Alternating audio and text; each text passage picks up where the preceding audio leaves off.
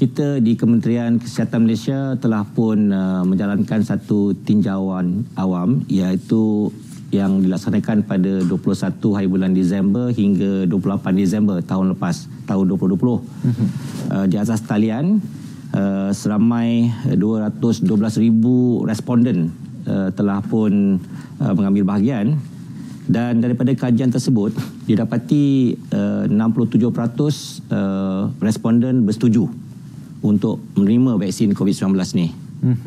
67% bersetuju, 17% tidak bersetuju.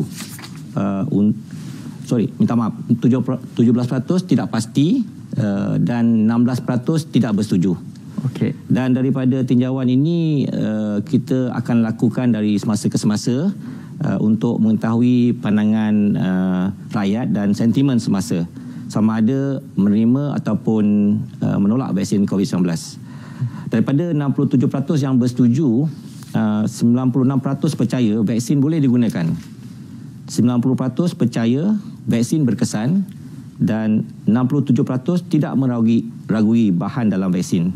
Dan yang penting saya nak maklumkan bahawa yang tidak pasti, 17% yang tak pasti, 83% risau mengenai kesan sampingan daripada yang tak pasti tersebut, 78% tidak pasti yakin berkesan untuk mencegah jangkitan, dan 71% tidak pasti adakah selamat digunakan.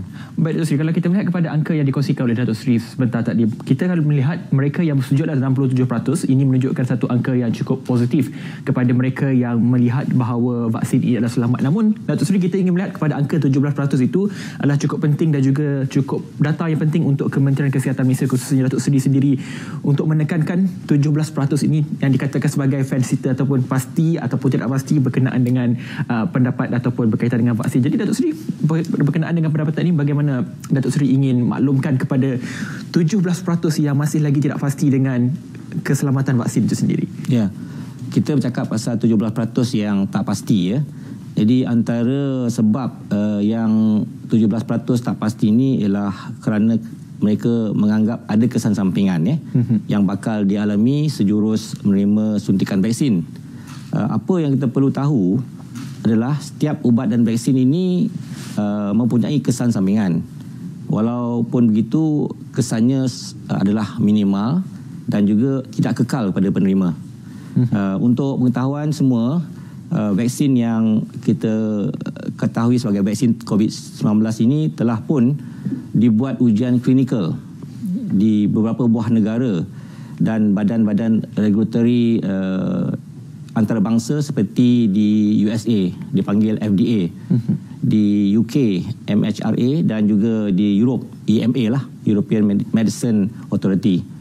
Dan di Malaysia kita ada badan yang dipanggil NPRA ataupun National Regulatory Pharmaceutical Agency, telah pun menilai dan mendapati vaksin COVID-19 adalah selamat, berkualiti dan berkesan untuk digunakan.